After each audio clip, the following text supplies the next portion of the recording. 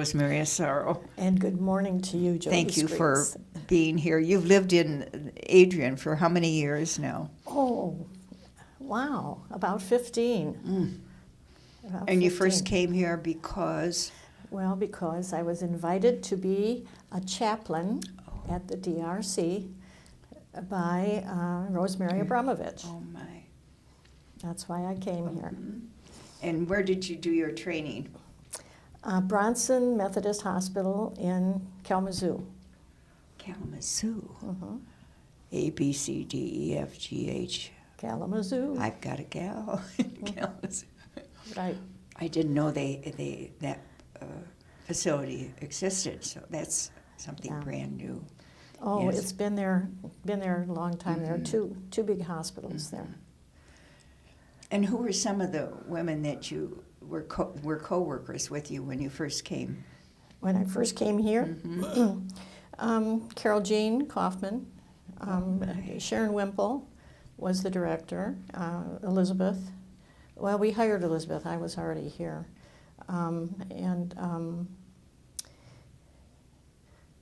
Can't remember who the other person was right now. Do you ever hear from Sharon or Carol Jean? I had lunch with Sharon not too long ago. Haven't heard from Carol Jean, but Elizabeth and I do keep in touch. Yeah, because Elizabeth came later. And where is she now? Elizabeth is in Clinton, Iowa. Oh, yes. Doing a great job. She's the director of a nursing home that was begun by the Franciscan Sisters. Lucky that she has that position. I'm sure she would be very, very good. And she's close to family, so that's another bonus for her. The Lord gets us where we're supposed to be. I guess Isn't so. that true? I think so. I think that does happen. Yes. What was your ministry before you came to Adrian? Before coming to Adrian, I did work in a nursing home for a year. And before that, I had a sabbatical. And before that, I was chapter prioress in Detroit, the Great Lakes Mission chapter. Great Lakes. Is that when we just had the one chapter? No, we had 3 chapters then. We had Nokomis and Seek and Great Lakes. Oh, wow. And, that was history there. that was history. And then toward the end of my term, we began to talk about, did we really need 3 chapters in Detroit area anymore? And so we began having meetings together, especially Lorraine Mordensky, who was the chapter prioress for Seek, and myself. And then Nancy Ann, who was the chapter prioress in Nokomis, joined in, and we had some wonderful meetings. And then after I finished my term, Joan Sistersik was elected, and then, but after a couple years is when they did the restructuring and went down to 2 chapters, Great Lakes, Dominican now, and what's the other one? Crossroads. Crossroads. Right. That seemed to fit the bill, didn't it? Yes. That was a big transition Well, time. it did for Adrian because, Adrian was changing a lot at that time. So. And the Crossroads took in Lansing and Toledo, which was part of Seek, I believe. It was part of Seek. Yeah. And it still is taking in, but Cleveland had always been part of Great Lakes, but now it's a part of Crossroads. The Cleveland Sisters are a part of the Crossroads chapter now. Well, is the Detroit Great Lakes the largest? I think she's covering, yes, it is the largest chapter. I think the Great Lakes is now covering Lansing area. So some of that has kind of shifted. Yeah. And Peg O'Flynn was the first chapter prioress of Great Lakes Dominican. So, come a long way from St. Catherine to Siena Province. Yeah. Remember that? I remember that. Yes. Yeah. Has most of your life been in the Midwest? Always. And it's the only chapter I've ever been in is that from when it was St. Catherine Province, and then it became Great Lakes, and now it's Great Lakes Dominican. So. Didn't we have clusters at one point before? Well, we had clusters, then we went into RA groups, Oh, right. the RA groups, and then we went into mission groups. Yeah.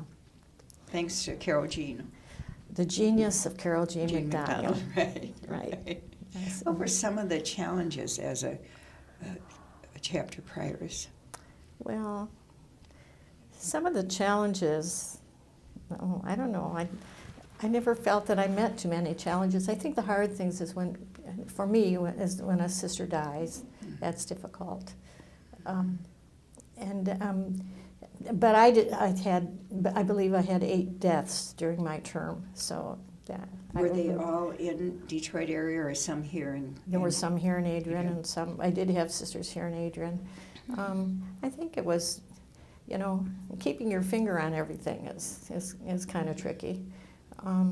But the chapter was not as big. I think we were about 100. And our median age, though, was very high. It was about 72 when I was chapter prioress. And it seemed like all of the younger sisters were in Sikh and Nokomis. But that was okay. We did very well. We really did. Was Marie Shaneline in your group? Yes. Marie Shaneline is part of the group. You really probably depended, I suspect, on the chapter delegates. I mean, the mission group delegates. The mission group delegates. Yes. But the chapter was very active still. Even though the median age was high, the chapter was really very active. We had some wonderful, wonderful assemblies. And I remember when we created the black bags, everyone had a bag, and we didn't have a canvas bag. Teresa Martin came to me one day and she said, "Everyone has a bag but us." She was on the council. So I said, "Well, Teresa, would you like to take that on?" "Oh, yeah, all right." So she did. She did it have your name on it? It had Great Lakes on it, and it had a picture of a lighthouse on it.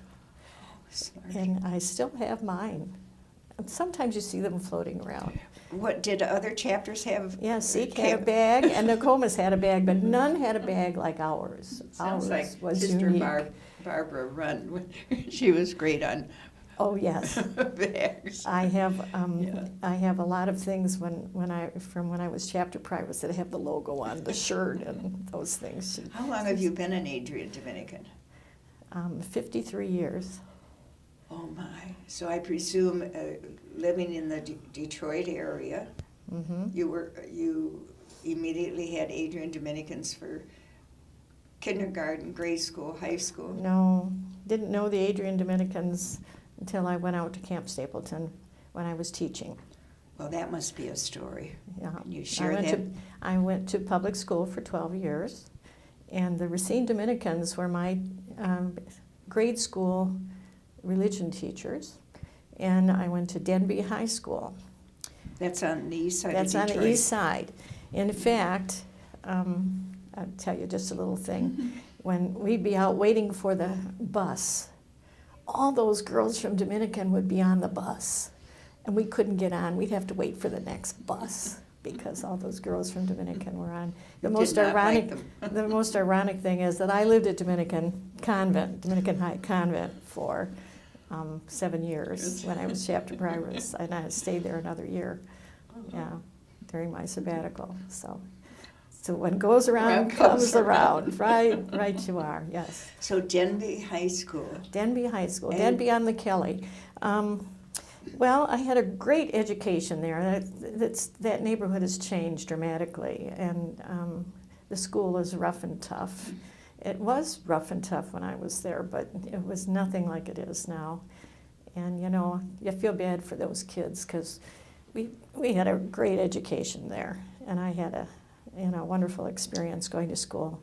But you still haven't met the Adrian Dominicans. No, I met that when I was I went to the University of Detroit, and I was recruited one year while I was studying to be a counselor at Camp Stapleton by the person who was the head counselor. And so I went to have an interview with Sister Jane Edwards Schutz, who was the director at the time, and she hired me. And so I spent 4 summers at camp while I was going to school and while I was teaching.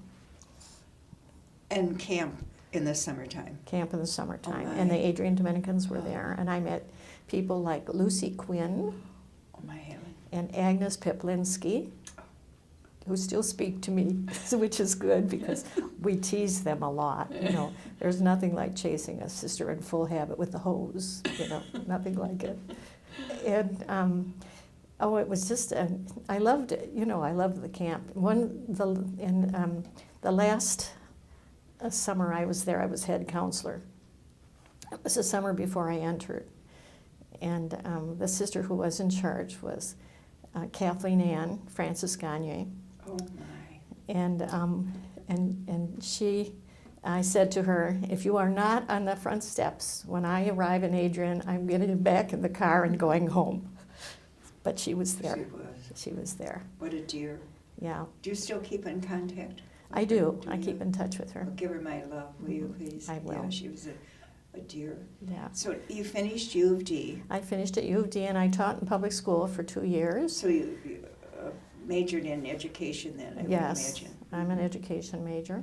And taught for, 2 years in the public school. well, you were an old lady then when you entered. 22. 22. But I was surprised. I was not sent out to teach. I stayed inside as a postulant and studied like everybody else. But I began my in the summer of the postulant year, I began my graduate work with some education courses at Siena. What crowd were you in? The crowd of the Good Shepherd. We Yeah. entered in the 63. We were Ruth Steiner's first crowd of postulants and PJ's last crowd of novices. Well, that gives the time, right? Yeah, puts you And into the you history. must have had Rosemary Ferguson as a postulant then. As she's the assistant. She was an Mhm. assistant, Mhm. yes. Because you just There were a lot of celebrated, us. didn't We you? were 90, I believe we were 96 when we entered. But I think about 70, I think 71 of us went to the novitiate. Well, I just think that's an extraordinary story Mhm. of being a camp counselor and ending up being an Adrian Dominican. Well- How were your parents about your decision? Well, my mother was fine with it, and my father was a little unhappy, but he overcame it. After the first visit, he was fine. I think maybe after entrance day, he was fine, because everybody was friendly and welcoming, and you know how we are. Yes, hospitality. Yeah, hospitality plus. Were you the oldest sibling? No, I'm the second. I have 3 sisters, 1 older and 2 younger. And you They're still all keep in married. Yeah. touch? Oh yes, And we're close. Brothers and, nieces and nephews. Oh, I have not too many nieces and nephews. I have 6 nieces and nephews, but I have lots of grandnieces and nephews. I presume you're Probably of 20 some of those. 20-some. Oh, Yeah. my. And you are of Italian Yes, we are ancestry? Italian. Yes, Sicilian, if you please. Sicilian. Okay. Yeah. Sometimes people designate that they're Sicilian. I met a lady once who saw my last name and she said, Sicilian. And I said, yes. Yes, my grandfather was born in Sicily. Was All your of- father also, or? Was No, my parents were both born here in the he- States. Mhm. My mother in Detroit, my father in Pittsburgh. Well, how did the twain meet? Well, they met at a dance. Of course. We had all those wonderful dances in the old days. Yes. You know? That was their entertainment. Mhm. Yeah. Yeah, yeah. And the rest is The rest is history. Did your Right. father ever regret that he did not have a son, I suppose so. but never No, voiced it? never voiced it. No. What name did you receive when you? Well, I was Sister Jacob Mary. And was that after your father? Yes. Hmm. Strong name. A strong name. Yes. Yes. I used to, Jacob's name was changed to Israel. And Oh, was that's it right. Jacob? Yes, he was changed. Was it Jacob? Well, anyway, you remember in the summertime when we had bananas that had Chiquita Yeah. on them? I'd put that over Mother Jacob part, and I'd be Sister Conchita Mary for a day. or Chiquita Banana, Sister Chiquita Mary for a day, because we used to wear name tags in the summertime, so people knew who we were. I don't know if it helped, but because I don't remember how many there were here in the summer. Well, all the You waited in sisters. line for a sink in the morning, and you waited in line for supper, and you waited in line for everything. To wash your clothes for 25 cents. Uh-huh, yes. I remember that was the one thing our superior gave us, was a roll of quarters. So we could wash our clothes. This was at Siena. Oh, well, over here, I don't know. I don't remember that piece of it. Well, didn't we live at Siena during I the lived summer? here in Regina always. I never lived over at Siena. Mhm. Lived here in Regina. Well, they probably had the quarter machines too, Mhm. because that was, Right. Yeah, but probably. I just don't remember that detail. What were some of your favorite missions? Well, one of my favorite missions was Cleveland. And I was thinking about this. The reason why is because in Cleveland, I think I had the great awakening about what Vatican II might be about. Because the first year I was there, I was a teacher in the school. It was a small school, about 150 kids. St. John. St. John Nepomucene. Yes, one time we got a piece of mail, St. John the Promising School. But it was St. John Nepomucene. And, he's a great Czech saint. There are 2 Czech parishes in that area in Cleveland. But St. John's is one, and it's St. John Nepomucene is a non-territorial parish. It's one of the ethnic parishes, and it was a very lively parish. We had a great assistant priest, and he really brought that place alive in the years that I was there. And Carol Gross was there also. And I was principal. After the first year, I became principal of the school, and Carol was the DRE, and we worked together very well. And one of the first pieces of real ministry that I look at it as real ministry that we did was we visited the hospital every week. After school on a Tuesday, we would go to the hospital and visit the patients.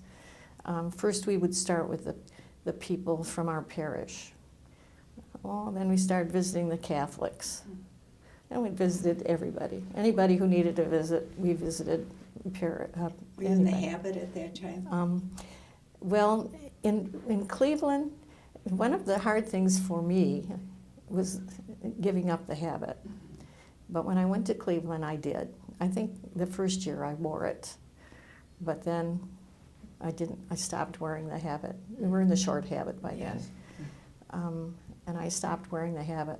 But then we had a religion program, and I was also the principal of the grade school religion program. And Carol Gross was the DRE, so we worked together. And I always have felt that she taught me almost everything I knew about being a DRE, because that was my next ministry, one of my next ministries was being a DRE. And she really, she was very good about mentoring me in that. Oh, that's beautiful. Yeah, so, and we did a lot of other parish stuff. It was a very active parish, and it was a real awakening. And I began to love parish ministry more than school. In fact, I had to say to myself one day, no, you got to look at your job here. You are the principal of the school, so you have to be here during school. What you do on your own time is in the parish, so that's what I did. Split my life between the parish and the school. But you were more drawn. I was more drawn than to parish ministry. When you said it was an awakening about Vatican II, what were some of the... Well, some of the things, I just want to add one thing about living there. We had a wonderful community, and we had a couple of, there was an IHM sister who lived with us, and we had 2 Akron Dominicans who lived with us also. So we were an inter-community in a sense. And there were some were at the high school, I was at the grade school, and we had retired sisters in the house. So it was a real mixture, and it was a wonderful experience of community living for me, and I think for all of us. We were all very close. So that was... So do you follow the Cleveland Cavaliers these days? No, but I root for Ohio State. I have to be really careful with my relatives. They're all Michigan fans. And when Michigan lost to Ohio State last week, I was very sad. I kept my mouth shut. I was rooting for Ohio State in my heart. And now I hope they don't see this. They'll be in the playoffs. I mean, Ohio State will be in the yeah, I guess. playoffs, They won which is big. Wonderful. Yeah. So when you say awakening to Vatican II, that you found that there were other things to do. There were other things to do. When then- I entered, I thought, well, this was going to be my life now in the schools. I mean, in the Catholic schools. And that was going to be okay. That was going to be okay. But then after I left Cleveland, one of the things about Vatican II that was a little scary for me is I thought we were losing our sense of community and of community living. But I have since grown up and realized that it's how we are with each other, that we we don't have to live together to care for each other, and it's so obvious to me that we still have the same ideals or goals or vision. I mean, you can use all those words to describe it. And this last chapter was the best example of that. I've been to a lot of chapters, and this one was the best. I think it was the best. Wow. In terms of our unity and our... The oneness. The oneness, Mm-hmm. yeah. I just really felt really good after that chapter, after this last chapter. And we were so fortunate to have all of the, what should I say, the technology that helped us view and be part of it from afar, too. Mm-hmm. Yes. Yes. Well, that's a very good insight, because many people think, well, those sisters live by themselves, but they're not aware of... Oh, no, of we're connection. connected in so many ways. Mm-hmm. Our government structure really, in my thinking anyway, our government structure really helps us to keep it together. And that's why I was very concerned we might lose the structure, because there was so much talk about changing it. I know we have to adapt it, but I hope that we hang on to it in some form.